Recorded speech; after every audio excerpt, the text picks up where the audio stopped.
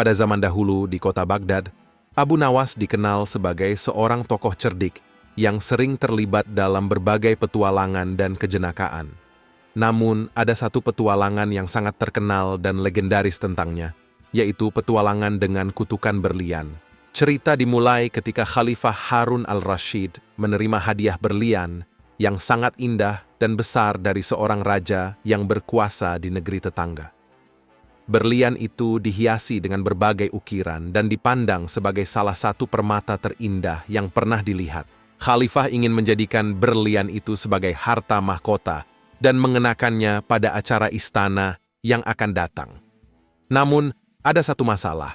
Berlian tersebut dikabarkan membawa kutukan. Setiap orang yang memilikinya akan mengalami malapetaka. Khalifah sangat ingin memakai berlian itu, tetapi dia takut akan kutukan tersebut. Akhirnya, dia memutuskan untuk meminta bantuan Abu Nawas yang terkenal karena kecerdikannya. Abu Nawas setuju untuk membantu Khalifah, tetapi dengan satu syarat. Dia harus diberikan berlian tersebut untuk diperiksa dengan teliti. Khalifah setuju, dan Abu Nawas mulai menyelidiki berlian tersebut dengan seksama. Setelah mengamati berlian tersebut dengan cermat, Abu Nawas menyimpulkan bahwa kutukan itu hanya mitos belaka. Dia menjelaskan kepada Khalifah bahwa kutukan itu hanya ada dalam pikiran orang-orang yang iri terhadap kemegahan berlian tersebut. Khalifah merasa lega mendengar penjelasan Abu Nawas dan merasa percaya diri untuk mengenakan berlian tersebut. Pada acara istana yang besar, dia memakai berlian itu dengan bangga dan berkilau di antara tamu-tamu yang hadir. Namun, di tengah-tengah acara tersebut, terjadi sesuatu yang tidak terduga.